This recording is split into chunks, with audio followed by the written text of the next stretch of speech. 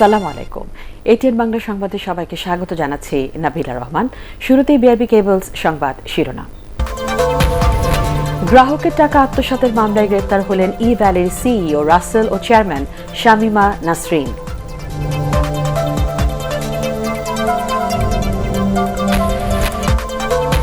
আশ্রয়ণ প্রকল্পের ঘর ভাঙার সাথে জড়িতদের খুঁজে বের করতে দুদককে নির্দেশ প্রধানমন্ত্রীর।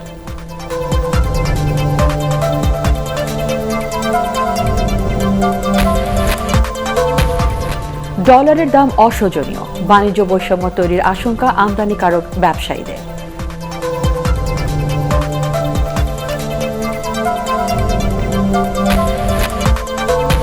জাতিসংঘ সাধারণ অধিবেশনে যোগ দিতে কাল নিউ ইয়র্ক যাচ্ছেন প্রধানমন্ত্রী। জোর দেবেন বৈষম্য দূর করে সব দেশের মধ্যে করোনা টিকার সুষম বণ্টনে। এবং সামাজিক নিরাপত্তা কর্মসূচি থেকে শহরের দরিদ্র জনগোষ্ঠী বঞ্চিত, বিশ্বব্যাংকের গবেষণা।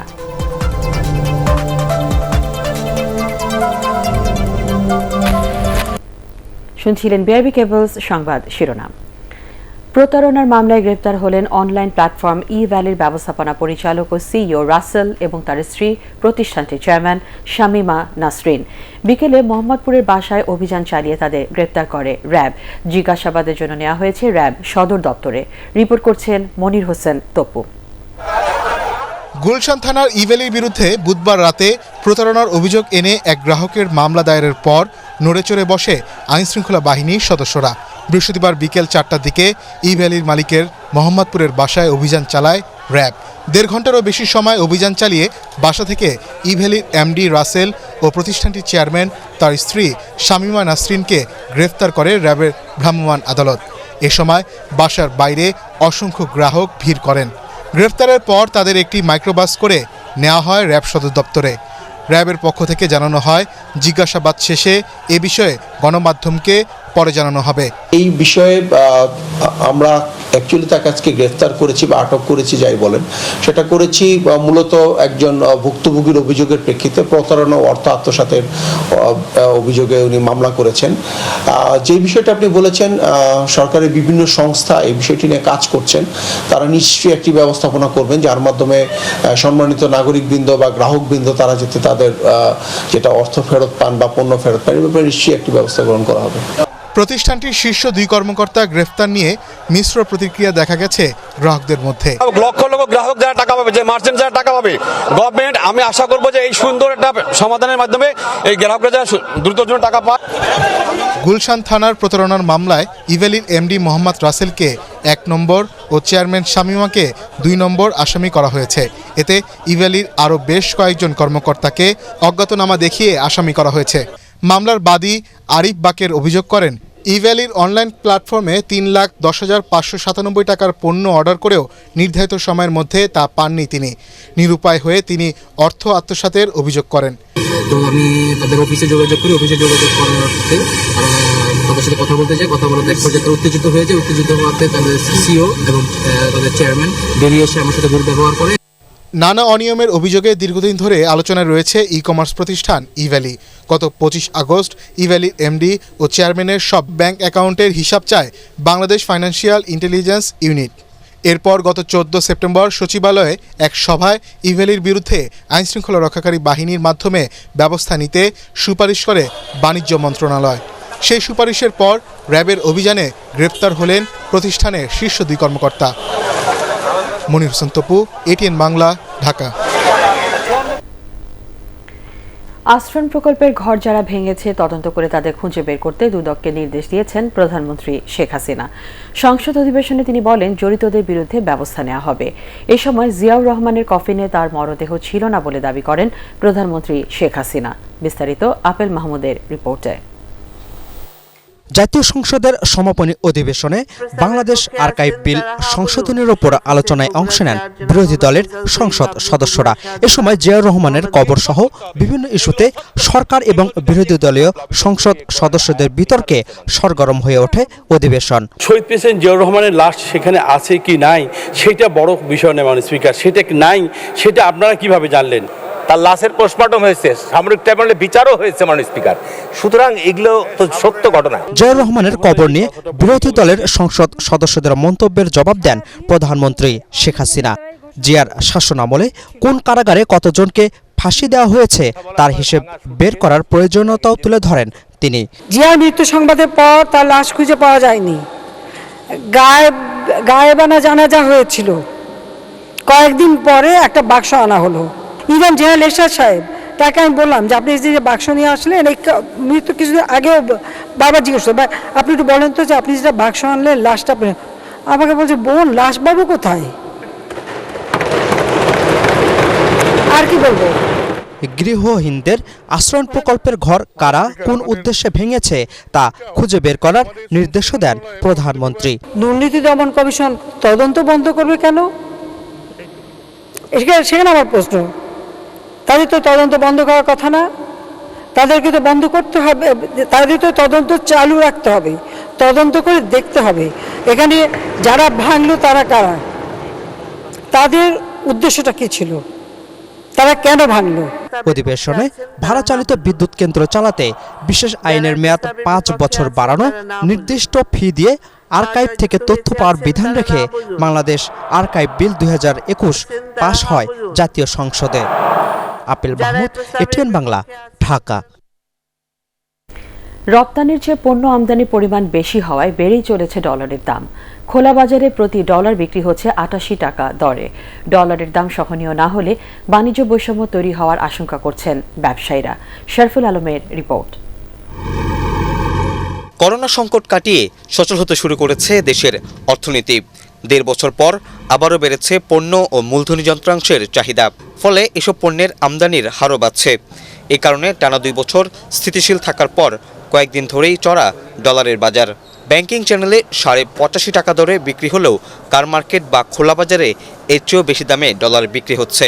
ডলার আজকে 88 টাকা আমরা কিনতেছি আর 88 টাকা 20 পয়সা বিক্রি করতেছি। বাজারটা বাড়তেছে এর জন্য যে ডলার এখন বাড়িতে আসে না, ফ্লাইট বন্ধ, এই জন্য ডলারের দামটা বাড়তেছে। আমদানি নির্ভর হওয়ায় ডলারের বাজারে স্থিতিশীলতা চান ব্যবসায়ীরা। তাদের মতে বিনিময় হার সহনীয় পর্যায়ে না এলে উৎপাদন খরচ বাড়বে, সরাসরি এর প্রভাব পড়বে ভোক্তা পর্যায়ে। আমাদের কিন্তু আমদানি নির্ভরতা একইভাবে বাড়তে থাকবে যেভাবে রপ্তানি বাড়তে থাকবে। এবং আপনি যদি স্থানীয় শিল্পায়নের কথা বলেন, স্থানীয় শিল্পায়নও কিন্তু অ্যাকচুয়ালি এক্সপেন্স ওরিয়েন্টেড, যেখানে আপনার ইনকামটা ডলার ইনকামটা কম হয়। রপ্তানি ছাড়া বাজারে ডলার ঢুকছে, তখন কিন্তু একটা ব্যালেন্স অফ পেমেন্টসে আমাদের রপ্তানি কারকরাও ক্ষতি হবে না, আমদানি কারকরা ক্ষতি হবে না। সো এফডিআইটা হলে আমাদের একটা স্টেবল ইনফরমেশন আমরা পাচ্ছি। বিভিন্ন ইম্পোর্ট আমাদের বেড়ে যাচ্ছে, যার কারণে এখন ডলারের একটু ক্রাইসিস হয়ে যাচ্ছে। সেই ক্রাইসিস মুহূর্তে যখন এরকম হয় তখন দেখা যায় বাংলাদেশ ব্যাংক কিন্তু ডলার বিক্রি করে। 1/9/2021 আমরা প্রায় $60 মিলিয়ন আমরা মার্কেটে ছেড়েছি। 46.63 বিলিয়ন ডলার রিজার্ভ আছে আমাদের কাছে। সুতরাং এই ক্ষেত্রে আমাদের কোনো সমস্যা হবে বলে মনে হচ্ছে না। দ্রুত সময়ে ডলারের বাজার নিয়ন্ত্রণে বিদেশি বিনিয়োগ চান উদ্যোক্তারা। কেন্দ্রীয় ব্যাংকের তদারকি ব্যবস্থা জোরদারের পরামর্শ দিয়েছেন অনেকেই। শরফুল আলম, এটিএন বাংলা, ঢাকা। হযরত শাহজালাল আন্তর্জাতিক বিমানবন্দরে বিদেশগামী যাত্রীদের তাৎক্ষণিক করোনা পরীক্ষার জন্য RT-PCR ল্যাব স্থাপনে 60টি প্রতিষ্ঠানকে চূড়ান্ত করেছে স্বাস্থ্য অধিদপ্তর। এতে অনুমোদন দিয়েছে প্রবাসী কল্যাণ মন্ত্রণালয়ও। আগামী 3 দিনের মধ্যেই বিমানবন্দরে বিদেশগামীরা এসব ল্যাবে করোনা পরীক্ষার সুযোগ পাবেন বলেও আশা করছেন তারা। নির্বাচিত প্রতিষ্ঠানগুলো হচ্ছে Anwar Khan modern medical college, Stems health care, CSBF health centre, MZ হাসপাতাল, Zainul Haque Sikder women's medical college হাসপাতাল, গুলশান ক্লিনিক ও DMFR মলিকিউলার ল্যাব। 3 থেকে 6 দিনের মধ্যে পরীক্ষার জন্য ল্যাব বসাতে চেয়েছেন তারা। তবে বিমানবন্দরে র্যাপিড করোনা টেস্টের ফি নির্দিষ্ট করে দেয়নি স্বাস্থ্য কিংবা প্রবাসী কল্যাণ মন্ত্রণালয়। তাই একই পরীক্ষার জন্য নিজেদের মতো এক ধরনের ফি চেয়েছে প্রতিষ্ঠানগুলো। এর মধ্যে সবচেয়ে কম 1700 টাকা চেয়েছে Zainul Haque Sikder women's medical college. সর্বোচ্চ 2300 টাকা দাবি করেছে DMFR মলিকিউলার ল্যাব। বিমানবন্দরে এই পরীক্ষা ছাড়া সংযুক্ত আরব আমিরাত বাংলাদেশি নাগরিকদের তাদের দেশে প্রবেশ করতে দিচ্ছে না। এ কারণে লক্ষাধিক প্রবাসী কর্মী করোনাকালে দেশে এসে আটকা পড়েছেন। আমাদের স্বাস্থ্য মন্ত্রণালয় হাত গুটিয়ে আছে, উনি প্রবাসী কল্যাণ মন্ত্রণালয় এবং এয়ারপোর্টের উপর দায়িত্ব দিয়েছেন। এটা তো ওনার দায়িত্ব। উনার কাছে টেকনোলজি আছে, দুনিয়াতে টেকনোলজি আছে, উনি ইচ্ছা করলে বহু আগে করে দিতে পারতেন। আজকে যদি আমাদের লোকগুলো যেতে না পারে, তাদের ভিসা এক্সপায়ার হয়ে যায়, who will take the responsibility? দেশে করোনা ভাইরাসে আরও 51 জনের মৃত্যু হয়েছে। এ নিয়ে মোট মৃতের সংখ্যা দাঁড়ালো 27,109 জনে। মৃতদের মধ্যে 25 জন পুরুষ ও 26 জন নারী। ঢাকা বিভাগে মারা গেছেন সর্বোচ্চ 29 জন, চট্টগ্রাম বিভাগে 8। স্বাস্থ্য অধিদপ্তরের সংবাদ বিজ্ঞপ্তিতে জানানো হয়, সবশেষ 24 ঘন্টায় 31,149টি নমুনা পরীক্ষায় 1,862 জনের করোনা শনাক্ত হয়েছে। এর মধ্যে ঢাকা বিভাগেই শনাক্ত 1,135 জন। শনাক্তের হার 5.98%। শহরের দরিদ্র জনগোষ্ঠীর অর্ধেকেরও বেশি মানুষ বঞ্চিত হচ্ছেন সরকারের সামাজিক নিরাপত্তা কর্মসূচির সুফল থেকে। আবার গ্রামে দরিদ্র না হয়েও এই সুবিধা নিচ্ছেন অনেকে। কর্মসূচি বাস্তবায়নে দায়িত্বরত কর্মীদের দুর্নীতি ও অদক্ষতার কারণে এমন হচ্ছে। বিশ্বব্যাংকের গবেষণায় এ তথ্য উঠে এসেছে। আরও জানাচ্ছেন শফিকুল ইসলাম শামীম। বিশ্বব্যাংকের ঢাকা অফিসের গবেষণায় বলা হয়েছে, বাংলাদেশের গ্রামীণ দারিদ্র্যের হার 26% হলেও সরকারের সামাজিক সুরক্ষা কর্মসূচির আওতায় আছে 35% মানুষ।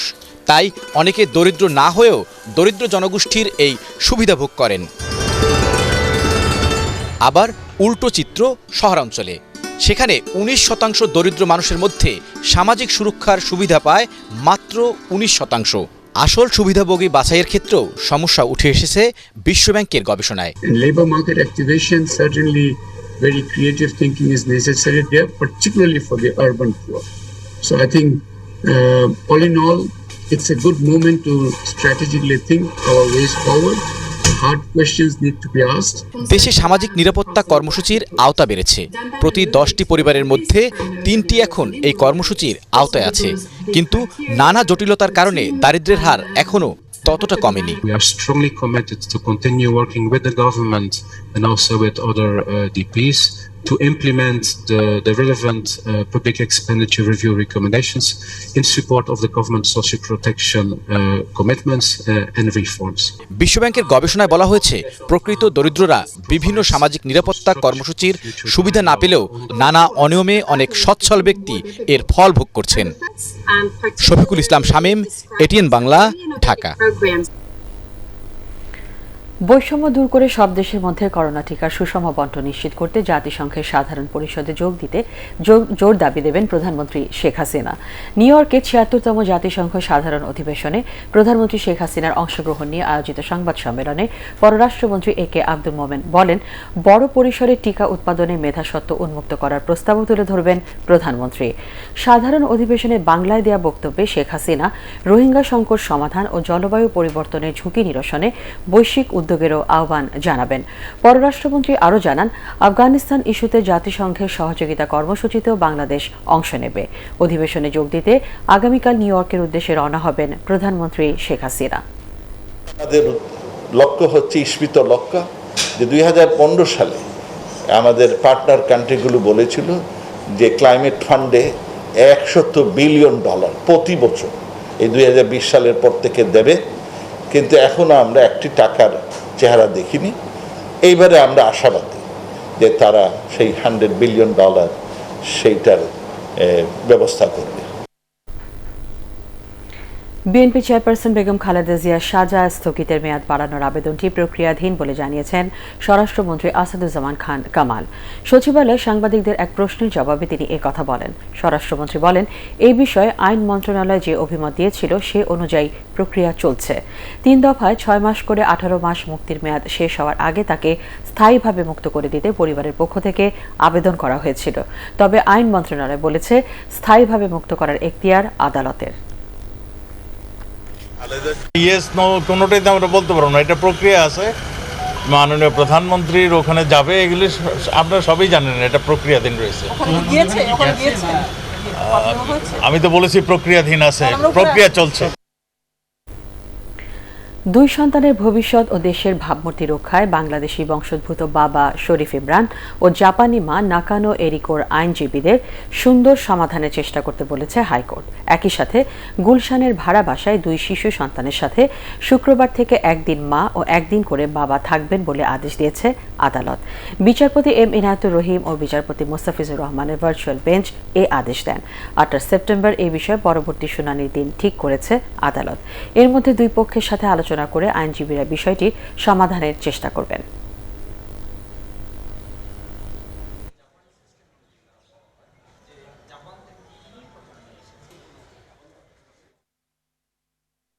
এই বিষয়টাকে আলাপ আলোচনা করে সিনিয়র আইনজীবী সহকারে কোনো অ্যামিকেবল সেটেলমেন্টে বা বন্ধুত্বপূর্ণ কোনো সমাধানে পৌঁছা যায় কিনা সেই আলাপ আলোচনা করার জন্যই মূলত 28 তারিখ পর্যন্ত সময় দিয়েছেন। এই সময়টুকুতে মা এবং বাবা দিন ভাগ করে বাচ্চাদের সঙ্গে থাকবেন। যিনি মামলা করেছেন মা, তিনি জাপানি নাগরিক, বাবা তিনি বাংলাদেশি নাগরিক, তিনি আমেরিকান নাগরিক এবং জাপানের রেসিডেন্স। বাচ্চারা জাপানি নাগরিক, আমেরিকান নাগরিক, একই সময়ে তারা বাবার সূত্রে বাংলাদেশেও বসবাসরত। এই যে একটি পিকুলিয়ার সিচুয়েশন, এই পিকুলিয়ার সিচুয়েশনের সঙ্গে শুধু বাংলাদেশের মানুষ নয়, দেশের বাইরেরও একটি সম্পর্ক সেখানে বিদ্যমান। সেই জন্যই বলেছেন যে এটি একটি ভাবমূর্তির ব্যাপার আছে। ভিকারুন্নেসা নুন স্কুল অ্যান্ড কলেজের অধ্যক্ষ কামরুন নাহার ও অভিভাবক ফোরামের নেতা মীর শাহাবুদ্দিন টিপুর ফোন আলাপ ফাঁসের তদন্ত প্রতিবেদন 31 অক্টোবরের মধ্যে জমা দেওয়ার নির্দেশ দিয়েছে হাইকোর্ট। রাষ্ট্রপক্ষের সময় আবেদন মঞ্জুর করে বিচারপতি এম ইনায়েতুর রহিম ও বিচারপতি মোস্তাফিজুর রহমানের ভার্চুয়াল বেঞ্চ এ আদেশ দেন। এই বিষয়ে পরবর্তী শুনানির জন্য 31 অক্টোবর দিন ঠিক করেছে আদালত। শুনানিতে অধ্যক্ষের অপসারণ দাবি করে রিটকারীর আইনজীবী বলেন, ফাঁস হওয়ার কথোপকথন শিক্ষার্থীরা শুনেছে এবং এতে যে ভাষা ব্যবহার করা হয়েছে তা অবমাননাকর। এটা শিক্ষক হিসেবে নৈতিকতার অবক্ষয়। এর আগে গত 10 আগস্ট শুনানিতে শিক্ষা প্রতিষ্ঠানের অধ্যক্ষের মুখে এমন ভাষা অপ্রত্যাশিত বলে মন্তব্য করেছিলেন হাইকোর্ট।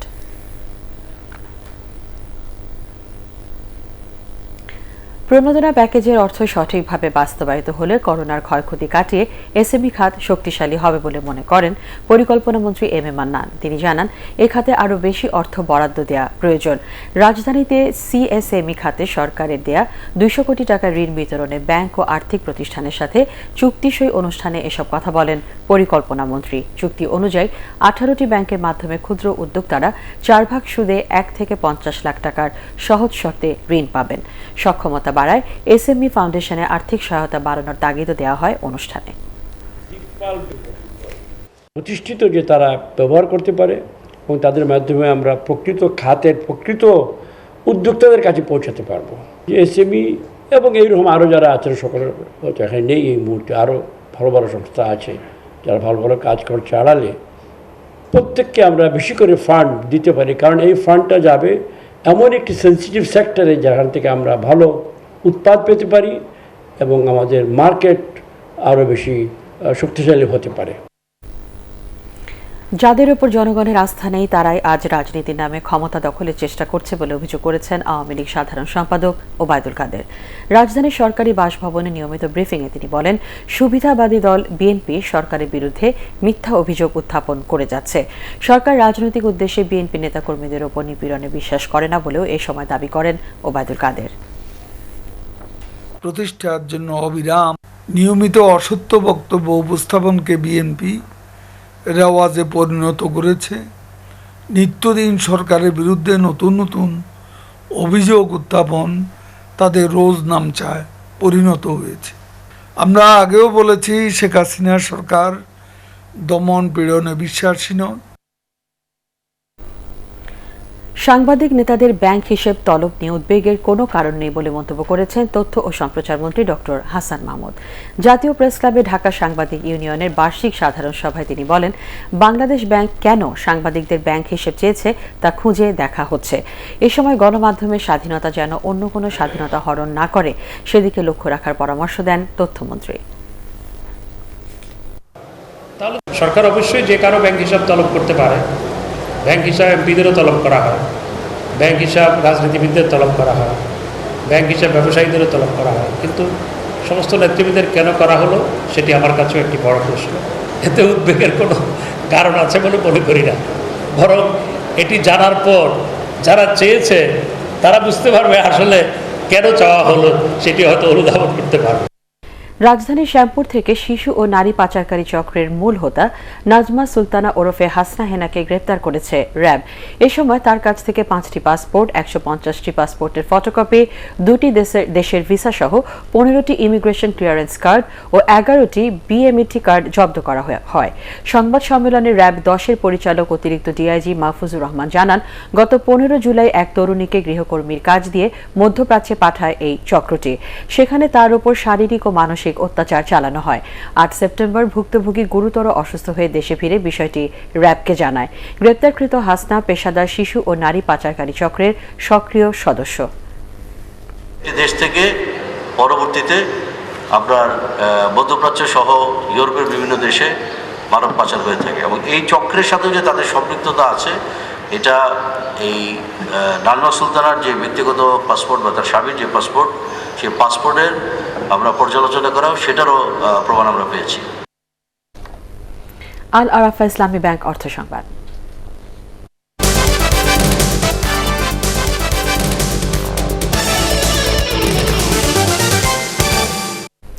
উদ্ভাবনী তরুণদের জন্য ডিজিটাল ব্যবসায়িক পরিকল্পনার প্রতিযোগিতা বাংলা লিগ ইনোভেটরসের 5ম সিজনের নিবন্ধন শুরু হয়েছে।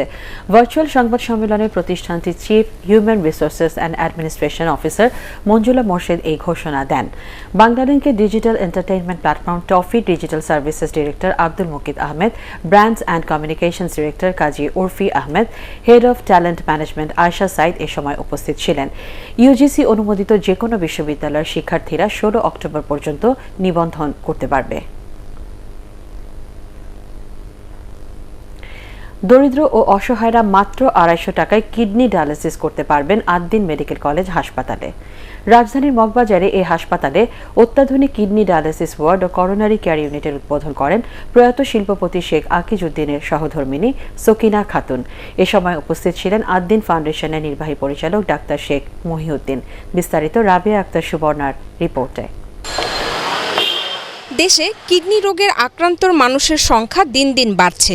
ব্যয়বহুল হওয়ার কারণে অনেকেই সময় মতো এ রোগের চিকিৎসা নিতে পারেন না।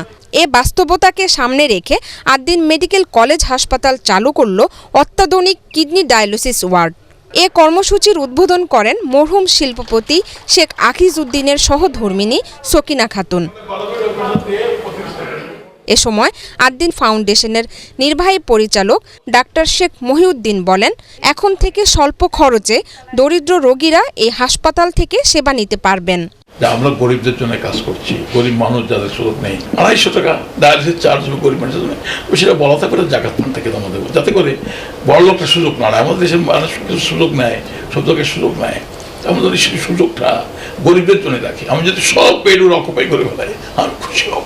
স্বল্প খরচে উন্নত মানের চিকিৎসা সেবা দেওয়ার কথা জানালেন আদ্দিন ফার্মাসিউটিক্যালসের নির্বাহী পরিচালক প্রফেসর ডাক্তার জামালুন নেসা। আদ্দিন সবসময় জাতীয় পর্যায়ে যে স্বাস্থ্য সমস্যাগুলো আছে এটার সমাধানের জন্য সহায়ক ভূমিকা পালন করে আসছে। আদ্দিন হাসপাতাল সমূহের মহাপরিচালক প্রফেসর ডাক্তার নাহিদ ইয়াসমিন বলেন, আদ্দিনের সেবার পরিধি দিন দিন বাড়ছে। আমাদের এত সুন্দর ডায়ালাইসিস ইউনিট যেখানে ইনফেকশন প্রিভেনশনের জন্য যে প্রচেষ্টা স্যার করেছেন, এটা ফ্লোর অ্যাপক্সি করা এবং গ্লাসের যে ওয়াল যাতে করে ইনফেকশন না হয় সেই জন্য সমস্ত পদক্ষেপ নেওয়া হয়েছে এবং এটা সার্ভিস চার্জ হবে সহনীয় পর্যায়ে। কিডনি রোগীরা স্বল্প খরচে এ হাসপাতাল থেকে মানসম্মত চিকিৎসা নিতে পারবেন বলে মনে করেন হাসপাতাল কর্তৃপক্ষ। রাবিয়া আক্তার সুবর্ণা, এটিএন বাংলা, ঢাকা। আন্তর্জাতিক সংবাদ।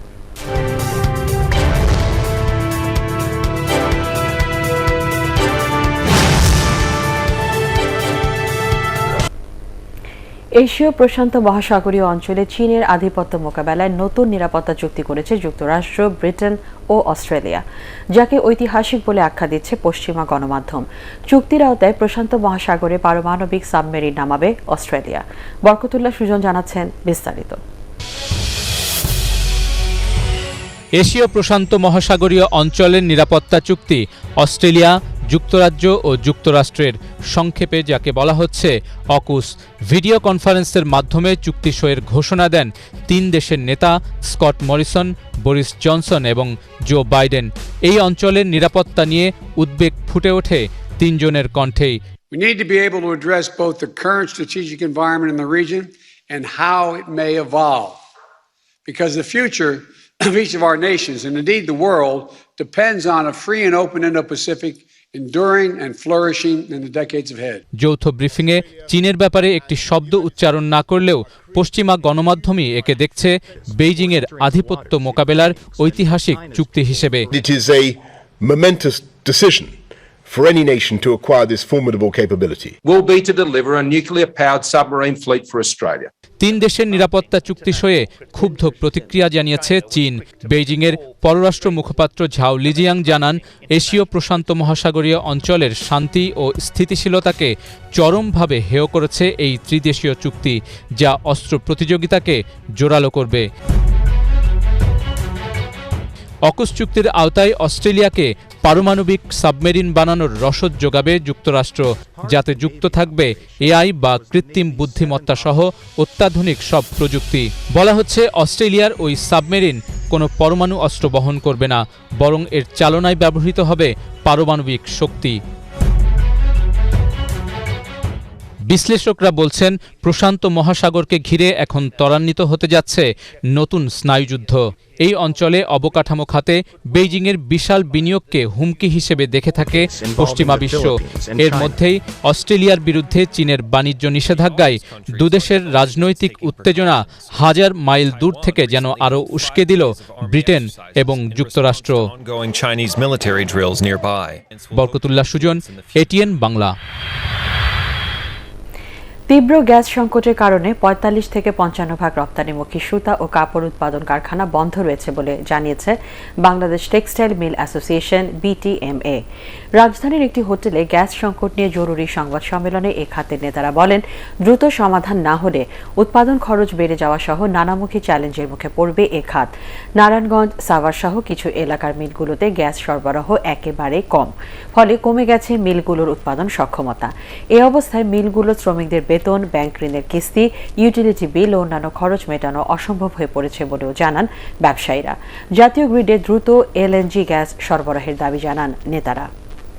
এত হাজার কোটি টাকা সরকার খরচ করে যেখানে LNG টার্মিনাল করেছে, সেখানে বড় বড় শিপের নাব্যতা ঠিক করার জন্য সমুদ্রকে খনন করে এত বড় করার পরেও যদি আমাদের জাতীয় গ্রিডে LNG না ঢুকে, তাহলে জাতীয় শিল্পের একটা বিপর্যয় ঘটবে। আমি মনে করি আমাদের এই রপ্তানি খাতে আমরা চাই দ্রুতভাবে যেন জাতীয় গ্রিডে LNG সাপ্লাই দিয়ে আমাদের ক্যাপটিভ তথা আমাদের পাওয়ার সেক্টর এবং আমাদের ব্যাকওয়ার্ড শিল্পকে বাঁচিয়ে রাখার আমরা বিনীত অনুরোধ। নদী দূষণমুক্ত করতে ও নদী কেন্দ্রিক উন্নয়ন প্রকল্পে বিনিয়োগ করার আগ্রহ জানিয়েছে স্পেন। সচিবালয় নৌ প্রতিমন্ত্রী খালিদ মাহমুদ চৌধুরীর সাথে সৌজন্য সাক্ষাতে এই আগ্রহ প্রকাশ করেন বাংলাদেশে নিযুক্ত স্পেনের রাষ্ট্রদূত আলভারো ডি সালাস। এছাড়া বাংলাদেশ শিপিং কর্পোরেশনের সংগ্রহ করা মাদার ভেসেল ও অয়েল ট্যাঙ্কারের ব্যবহারের স্পেনের তৈরি জাহাজের সম্ভাব্যতা যাচাইয়ের প্রস্তাবও দেন রাষ্ট্রদূত। আলোচনায় আন্তর্জাতিক বিভিন্ন ফোরামে পরস্পরের সমর্থন চায় বাংলাদেশ ও স্পেন। আশ্রয়ণ প্রকল্পের পাশাপাশি ট্রান্সজেন্ডার ও হিজড়া জনগোষ্ঠীদের কর্মসংস্থানের সুযোগ তৈরির দাবি জানিয়েছে বিভিন্ন সংগঠন। এছাড়া বিশেষায়িত শিক্ষা প্রতিষ্ঠানের মাধ্যমে পিছিয়ে পড়া এই জনগোষ্ঠীকে স্বাবলম্বী করা সম্ভব বলে মনে করেন তারা। রাজধানীর শান্তিনগরে বন্ধু সোশ্যাল ওয়েলফেয়ার সোসাইটির উদ্যোগে করোনাকালীন ক্ষতিগ্রস্ত ও বঞ্চিত ১০০ জন ট্রান্সজেন্ডার ও হিজড়া জনগোষ্ঠীর মাঝে ত্রাণ বিতরণ অনুষ্ঠানে এসব কথা বলেন বক্তারা। অনুষ্ঠানে এই জনগোষ্ঠীর উন্নয়নে সবার দৃষ্টিভঙ্গি পরিবর্তনের আহ্বান জানান এনজিও বিষয়ক ব্যুরোর মহাপরিচালক KM তারিকুল ইসলাম। তাদের প্রতি আমাদের যে ভালোবাসা, যে মমত্ববোধ এবং তাদের প্রতি আমাদের যে দৃষ্টিভঙ্গি, সেটা যদি আমরা উদার করতে না পারি, সামাজিকভাবে তাদেরকে যদি আমরা মূল্যায়ন করতে না পারি, তাহলে এই মুক্তির সংগ্রাম ব্যাহত হবে। ইস্পাহানি শেয়ার বাজার সংবাদ।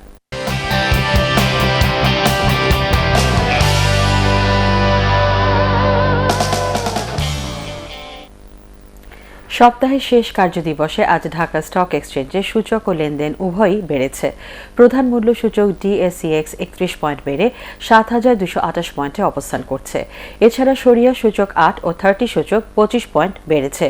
দিন শেষে লেনদেন হয় ২,১৭১ কোটি ৩১ লাখ টাকার শেয়ার ও মিউচুয়াল ফান্ডের ইউনিট। লেনদেন হওয়া ৩৬৫টি কোম্পানির মধ্যে দাম বেড়েছে ১২৭টির, কমেছে ২০৮টি ও অপরিবর্তিত রয়েছে ৩০টি কোম্পানির শেয়ারের দাম। এদিকে চট্টগ্রাম স্টক এক্সচেঞ্জে লেনদেন হয়েছে ৮৪ কোটি ১৭ লাখ টাকার শেয়ার। হাত বদল হওয়া ৩১৬টি কোম্পানির মধ্যে দর বেড়েছে ১০৯টি, কমেছে ১৮৪টি ও অপরিবর্তিত রয়েছে ২৩টি কোম্পানির শেয়ার দর। পার্টেক্স খেলার খবর।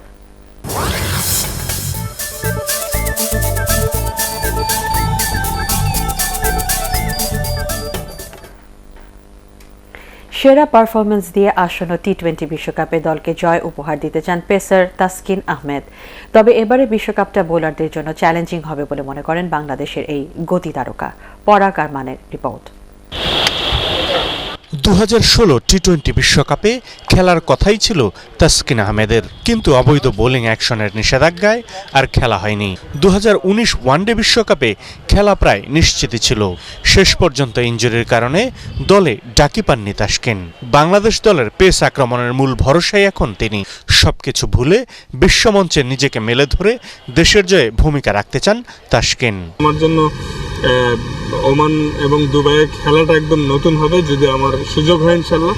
তো আমি excited, at the same time আমি চাই যে ভালো কিছু উপহার দিয়ে ম্যাচ জিতানো। দীর্ঘ 5 বছর পর আবারও বিশ্বকাপের বিশ্বমঞ্চে স্বভাবতই উচ্ছ্বসিত তাসকিন। বিশ্বকাপে নিজের সেরাটাই দিতে চান 26 বছর বয়সী এই পেসার। এমনি প্রিপারেশন ওয়াইজ ওটিস গিবসন এবং টিম ম্যানেজমেন্টদের সাথে আমার ভালো মতো কাজ করা হচ্ছে সব সময়। বাট ইনশাল্লাহ আমরা ওখানে যেও প্রিপারেশনের জন্য বেশ কিছুদিন সময় পাবো। সম্প্রতি মিরপুরের কন্ডিশনে ম্যাচ খেলার তেমন সুযোগ পাননি তাসকিন। ওমান আমিরাতে আগে খেলার অভিজ্ঞতাও নেই। অবশ্য প্রস্তুতি নিয়ে চিন্তিত নন তিনি। বিশ্বকাপটা বোলারদের জন্য চ্যালেঞ্জিং হবে বলেই ধারণা তাসকিনের। ফ্ল্যাট ট্র্যাক বা স্পোর্টিং ট্র্যাক হবে, তো চ্যালেঞ্জিংও হবে বোলারদের জন্য, but at the same time execution proper হলে ভালো করার চান্স। আগামী 17 অক্টোবর মাস্কাটে বিশ্বকাপের বাছাই পর্বে নিজেদের প্রথম ম্যাচে স্কটল্যান্ডের মুখোমুখি হবে বাংলাদেশ। পরাগ আরমান, এটিএন বাংলা, ঢাকা। জানুয়ারি মাসের প্রথম সপ্তাহ থেকে মাঠে গড়াবে বাংলাদেশ পেশাদার ফুটবল লীগ। তার আগে স্বাধীনতা কাপ দিয়ে শুরু হবে ঘরোয়া ফুটবলের নতুন মৌসুম। বৃহস্পতিবার বাফুফে ভবনে কার্যনির্বাহী কমিটির সভা শেষে এমনটি জানিয়েছেন ফুটবল ফেডারেশনের সিনিয়র সহ সভাপতি সালাম মোর্শেদি। এছাড়াও বাফুফের বর্তমান কমিটির সদস্য সংখ্যা কমাতে ফিফার পক্ষ থেকে যে চিঠি দেওয়া হয়েছে তা নিয়েও ফেডারেশন কাজ করছে বলে জানান তিনি। আমাদের যারা ডেলিগেট আছেন সেটাও কিভাবে রিডিউস করে আরও ছোট করা যায় সেই ব্যাপারে তারা আমাদের কাছে প্রস্তাবনা দিয়েছে এবং এটা কি করা যায় সেই ব্যাপারে তারা একটা আপডেট চেয়েছে। সেই ব্যাপারে আমরা কাজ করছি। উয়েফা চ্যাম্পিয়ন্স লিগে পিএসজির হয়ে অভিষেক ম্যাচ রাঙাতে পারেননি আর্জেন্টাইন সুপারস্টার লিওনেল মেসি। অখ্যাত ক্লাব ব্রুগের সাথে 1-1 গোলে ড্র করেছে সময়ের সেরা 3 ফরওয়ার্ড নিয়ে গড়া ফরাসি ক্লাবটি। এদিকে ইন্টার মিলানকে 1-0 গোলে রিয়াল মাদ্রিদ, লাইপজিগকে 6-3 গোলে ম্যান সিটি আর এসি মিলানকে 3-2 গোলে হারিয়েছে লিভারপুল। মোমিনুর রিপনের রিপোর্ট। উয়েফা চ্যাম্পিয়ন্স লিগে পিএসজির জার্সি গায়ে বিশ্বসেরা ফুটবলার লিওনেল মেসির অভিষেক। এই প্রতিযোগিতায় আর্জেন্টাইন সুপারস্টারের 150তম ম্যাচ। সেই সাথে সময়ের সেরা 3 তারকা মেসি, নেইমার, এমবাপেকে নিয়ে গড়া পিএসজির আক্রমণ ভাগের আগ্রাসী ফুটবল দেখার অপেক্ষায় ছিল ফুটবল ভক্তরা। তবে বেলজিয়ামের ক্লাব ব্রুগের বিপক্ষে নিজের ছায়া হয়েছিলেন মেসি। প্রতিপক্ষের মাঠে জ্বলে উঠতে পারেননি নেইমার, এমবাপে। তবুও খেলার 15 মিনিটে আন্দ্রের হেরারের গোলে এগিয়ে যায় ফরাসি ক্লাবটি। তবে লিড বেশিক্ষণ ধরে রাখতে পারেনি তারা। 27 মিনিটে হান্স ফানাকেনের গোলে সমতায় ফেরে ব্রুগ।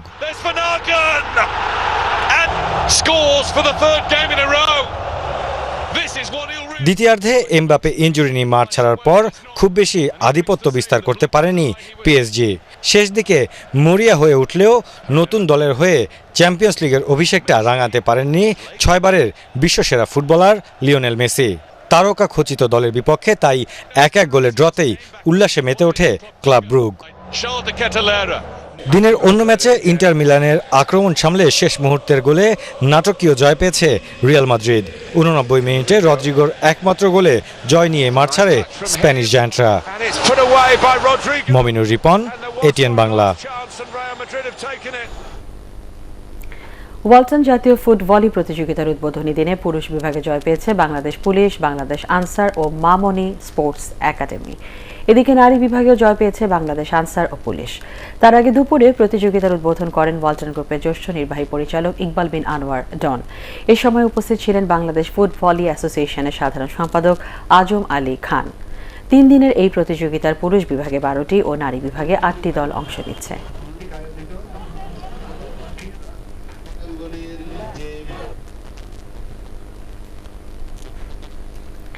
শেষ করার আগে বিআরবি কেবলস সংবাদ শিরোনাম জানিয়ে দিচ্ছি আরেকবার। গ্রাহকের টাকা আত্মসাতের মামলায় গ্রেপ্তার হলেন ই ভ্যালির সিইও রাসেল ও চেয়ারম্যান শামিমা নাসরিন।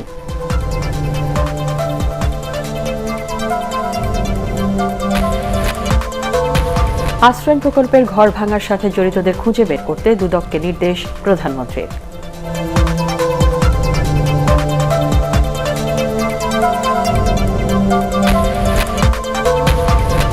ডলারের দাম অশোচনীয়, বাণিজ্য বৈষম্য তৈরির আশঙ্কা আমদানিকারক ব্যবসায়ীদের।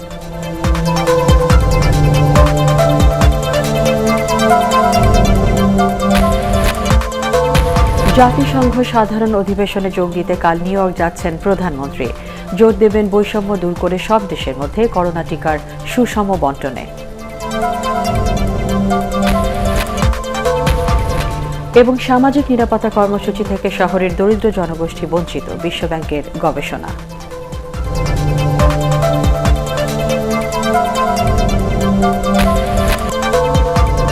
পরবর্তী সংবাদ দেখার আমন্ত্রণ জানিয়ে এখনকার মতো শেষ করছি। করোনা ভাইরাস থেকে নিজেকে সুরক্ষিত রাখতে মাস্ক পরুন, বারবার হাত পরিষ্কার করুন। এটিএন বাংলা সংবাদ ইউটিউবে দেখতে ব্রাউজ করুন youtube/ATN Bangla News।